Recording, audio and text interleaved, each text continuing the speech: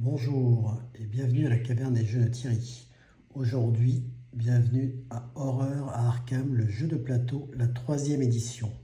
Un jeu de mystère ésotérique et de terreur surnaturelle pour 1 à 6 joueurs, donc en coopératif. Donc voici le plateau de la mise en place en fait du premier scénario. Il y a 4 scénarios dans ce Horreur Arkham.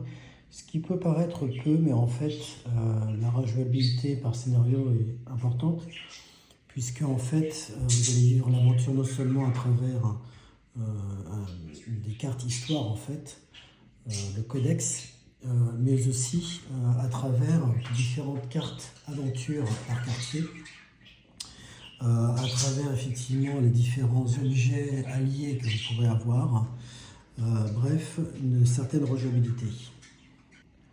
Alors bien sûr, vous allez suivre le scénario et par exemple dans le premier, au début, vous ne savez pas ce qu'il va falloir faire. Il va falloir récolter des indices, essayer de voir ce qui se passe dans cette fameuse ville d'Arkham sans savoir pour autant vers quoi vous allez tendre. Donc, vous allez commencer à récolter des indices, essayer de lutter contre les différentes anomalies et ennemis qui vont apparaître dans cette ville. Donc voilà à peu près le pitch de ce premier scénario. Donc là, j'ai pris en fait 2 investigateurs. Donc comme d'habitude dans les horreurs Arkham, on a des investigateurs qui vont enquêter, qui risquent de subir bien sûr des blessures physiques, mais aussi des horreurs. Donc chaque investigateur bien sûr a des pouvoirs particuliers, des équipements de départ. Donc là-dessus, ça reste assez classique. Alors rentrons dans le vif du sujet avec le tour d'un jeu. Le tour d'un jeu, c'est 4 phases. Donc la première phase, la plus importante si je puis dire, c'est la phase action, la phase des investigateurs. Chaque investigateur peut effectuer jusqu'à 2 actions donc à son tour, en sachant que ces 2 actions ne peuvent être les mêmes.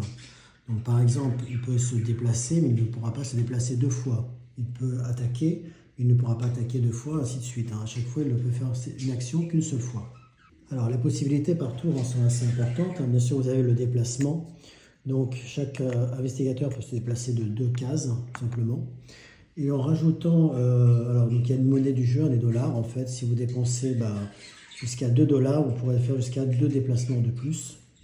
Donc imaginons que vous prenez les transports, le bus, le taxi, donc, ce qui vous permet d'avancer un petit peu plus vite. Vous pouvez aussi vous ravitailler, donc simplement faire un peu de business, voilà, vous gagnerez à ce moment 1 dollar. Vous pouvez canaliser une compétence de votre choix, car effectivement, comme d'habitude, vous allez avoir les compétences qui vont servir de base pour les tests, avec ici donc le niveau que vous avez par compétence, et qui va correspondre en fait au nombre de dés que vous allez lancer pour les tests. Donc là, comme d'habitude, vous lancez le nombre de dés indiqué, et si vous canalisez, vous pourrez rajouter par exemple ici, si je canalise la connaissance, je pourrais rajouter plus 1 dé, donc je pourrais lancer 4 dés pour tester la connaissance. Et les succès se font tout simplement sur un 5 et un 6. Vous pourrez aussi en fait réguler, en fait c'est tester donc votre connaissance, donc en lançant donc le nombre de dés adéquat, pour retirer autant de pions fléaux. Donc c'est ces pions ici, vous avez un côté indice, un côté fléau. Donc en fait vous allez avoir ces pions fléaux qui vont apparaître. Il faut éviter évidemment que ça se cumule, sinon ça fait de mauvaises choses. Donc vous pouvez réguler ça en testant votre connaissance pour retirer donc autant de pions fléaux que votre résultat de test. Alors rappelons que si on retire 2 fléaux à la fois, on gagne un vestige. Un vestige, c'est ce pion-là qui va vous permettre aussi de rajouter des différentes choses. Alors vous pouvez aussi attaquer. Par exemple ici je vais me déplacer de 2 cases et je vais engager par exemple les pratiquants de l'occulte. Là il est en phase inactif. Lorsqu'il devient actif, en fait on va retourner la carte à sa phase active et en fait on va le placer à côté tout simplement de l'investigateur qu'il va combattre. Lorsqu'un investigateur est engagé auprès d'un ennemi, il ne peut que fuir, l'attaquer, mais il ne pourra pas faire d'autres actions. Ces actions sont limitées. En sachant que plusieurs investigateurs ne peuvent attaquer un seul ennemi, par contre plusieurs ennemis peuvent attaquer un seul investigateur. Donc regardons de plus près cette carte ennemie. Vous avez ce côté effectivement inactif. Alors inactif pas tout à fait, puisqu'en fait sur cette phase-là, s'il n'y a pas d'investigateur sur sa casse, sur sa case. Donc ici, vous voyez effectivement, lorsque vous allez le prendre pour la première fois, la case où il va être généré, et ensuite sa capacité de déplacement. Donc par exemple ici, il ne va pas se déplacer, d'ailleurs on n'a rien dans la case déplacement, et par contre il va placer un fléau sur n'importe quelle case adjacente. Donc ça, c'est quand même très embêtant.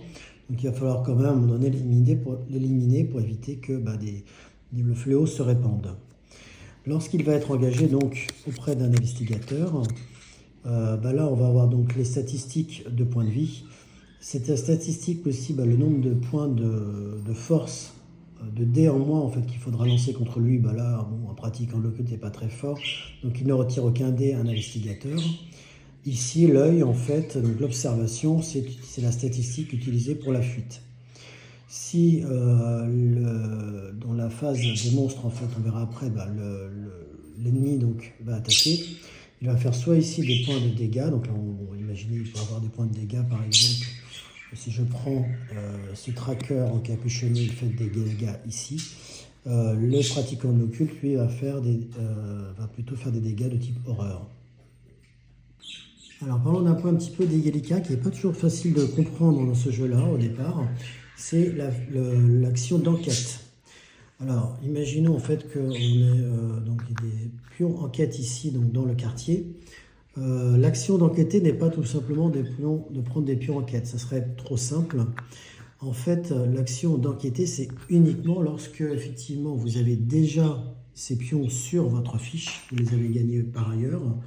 On verra éventuellement après comment on les gagne.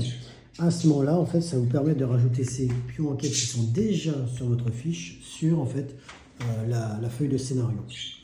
Alors, si vous êtes sur la même case, bien sûr, vous pourrez échanger aussi n'importe quel nombre de possessions avec d'autres investigateurs donc, qui sont sur la même case que vous. Donc, une fois que les investigateurs ont refait leurs actions, leurs 2 actions chacun, il va y avoir la phase de monstre. Donc, chaque monstre en fait, qui est prêt donc, en fait, sur cette phase-là va être activé. En fait. Donc, par exemple, celui-ci va se déplacer vers cet investigateur. Celui-là, on va mettre en place en fait, un fléau sur n'importe quelle case adjacente. Donc, par exemple, hop, je place un pion fléau ici.